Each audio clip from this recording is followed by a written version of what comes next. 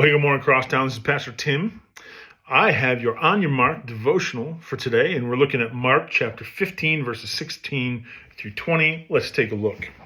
Starting in verse 16, it says this, "And the soldiers took him away into the palace, that is the praetorium, and they called together the whole Roman cohort, and they dressed him up in purple, and after weaving a crown of thorns, they put it on him, and they began to acclaim, 'Hail, King of the Jews!' And they kept beating his head with a reed, and spitting at him, and kneeling and bowing before him.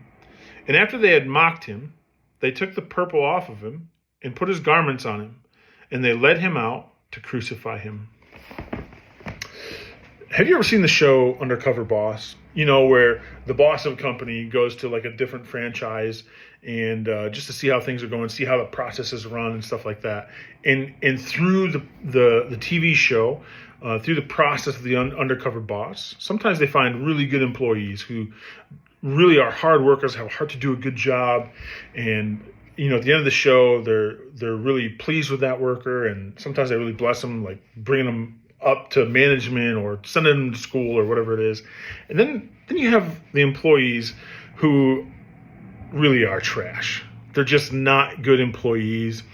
And when they walk into the room to see the boss sitting there, and they're kind of blown away because they thought the person who was beneath them was actually quite superior to them. There's a little bit of this going on in this passage. You know, these Roman soldiers looked at Jesus as being far beneath them. You know, they definitely took it to Jesus, mocking him and pouring on the ridicule and really making life difficult.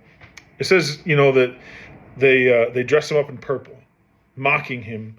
They weaved a crown of thorns. They set it on his head, and they began to say, "Hail, King of the Jews." They spat at him. They gave him some accounts say that they gave him a scepter, and it just says that they mocked him. Well, here's the thing. Those Roman soldiers didn't understand that the person that they thought was beneath them is actually far more than just the King of the Jews. He's actually the King of the universe. These guys had no idea. And I can't imagine what their faces must have been like when they came to the realization who Jesus really is. I'm sure that there was some shock, but boy, can you imagine the unsettled feeling and the mental explosion that must have gone off in their head to discover that Jesus really is the King of the universe. Let's not be like those soldiers. You know, as Christians today, we can look back and see who the undercover boss was. That the undercover boss was Jesus. He's the King of the universe. And in some ways, this short passage brings back to mind from Mark chapter 8, verse 34, when Jesus urges his followers to take up their cross and to follow him.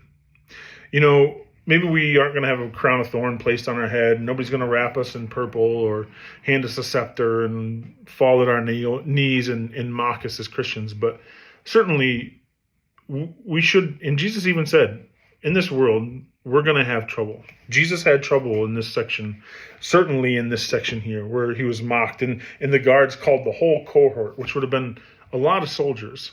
Sometimes mockery and difficulty can be heaped on. Well, we're called to take up our cross daily. We should expect that there's going to be some difficulties in life, whether it's from other people, non-Christians, people who are totally against us, or just life in general. There's going to be difficulties.